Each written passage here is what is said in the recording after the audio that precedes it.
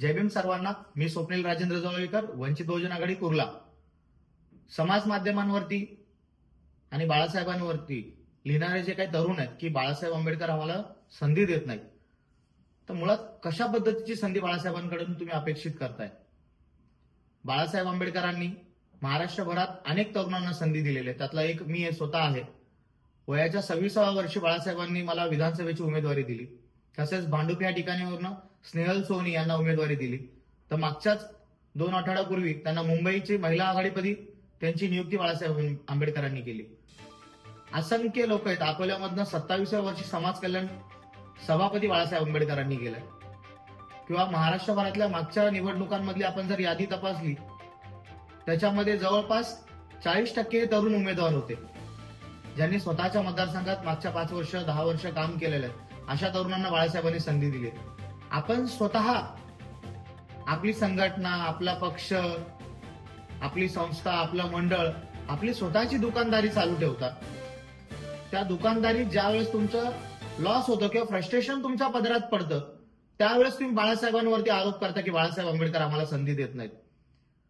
संधी हवी असेल तर पक्षात या, काम करा, पक्षाची शिस्त पाळा, पक्षाचे आंदोलन, मोर्चे ह्याच्यामध्ये सक्रिय सहभाग नोंदवा आणि निवडणुकीचं राजकारण जे आहे त्याच्यात सहभागी व्हा. तुम्हाला जर निवडणुका लढायच्या आहेत तर 5-10 वर्ष अगोदरपासून त्याची तयारी करावी लागते. वॉर्ड असेल त्या वॉर्डमध्ये कार्यकर्त्यांसोबत, जनतेसोबत, जनतेच्या प्रश्नासोबत तुमचा संबंध असावा लागतो. फक्त निवडणुका आल्या की बाळासाहेबांकडनं उमेदवारी मागायची आणि ती मिळाली नाही तर पुन्हा बाळासाहेबांवरती आरोप करायचा की बाळासाहेब आंबेडकर आम्हाला संधी देत नाही. संधी देण्यासाठी तुम्ही पक्षात तरी असायला हवं. तुम्ही पक्षात काम करायला हवं. पक्षात जे लोक 10-10 वर्षापासून काम करतायत किंवा निवडणुकीची तयारी करतायत, त्या लोकांना डावलून तुम्हाला उमेदवारी कशी मिळणार? तर ज्या वेळेस तुमची दुकानदारी बंद होते, अधिकाऱ्यांकडनं पैसे घेऊन तुम्ही कार्यक्रम राबवता, ते कार्यक्रम फेल जातात, त्यावेळेस तुमच्या डोक्यात जे फ्रस्ट्रेशन येतं ते फ्रस्ट्रेशन तुम्ही समाज माध्यमांवरती लादता आणि बाळासाहेबांवरती आरोप करता की बाळासाहेब आंबेडकर आम्हाला संधी देत नाहीत.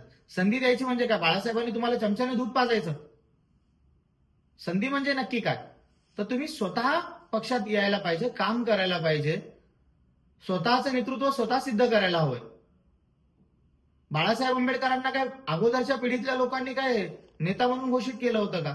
बाळासाहेबांनी स्वतःची लिडरशिप राजकारणात येऊन स्वतः उभी केलेली आहे. बाळासाहेबांना देखील कोणी आयटी लिडरशिप आणून दिलेली नाहीये. बाळासाहेबांचा संघर्ष देखील राजकारणात इतकाच मोठा आहे आणि बाळासाहेबांनी जर ठरवलं स्वतःच्या मुलाला राजगादी द्यायची तर कोणीच अडवू शकत नाही.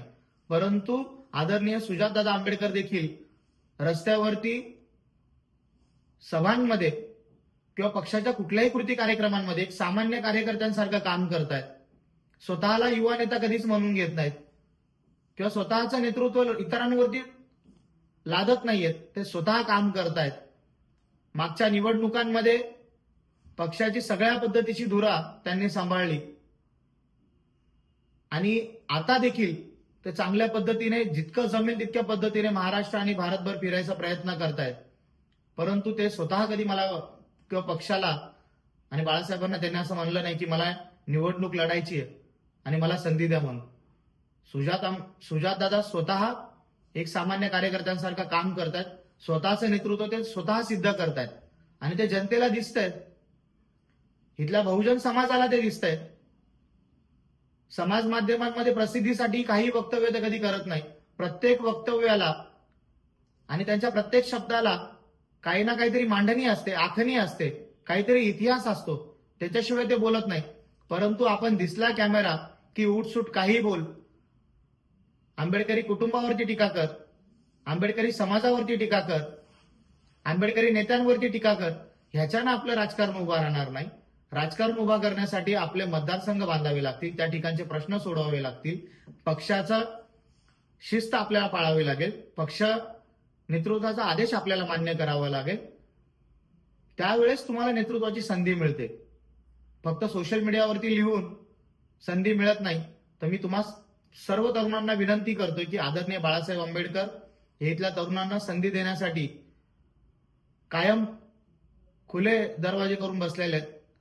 तसेच आदरणीय अंजलीताई आंबेडकर असतील, हे देखील मायेच्या पदराने इथल्या युवकांना कायम कवटाळतात, तर मी तुम्हा सगळ्यांना विनंती करतो की आपण सगळेजण पक्षात सहभागी होऊन निवडणुकीच्या राजकारणाला येत्या निवडणुकांमध्ये सामोरे जाल ही अपेक्षा ठेवतो आणि थांबतो. जय भीम, जय भारत.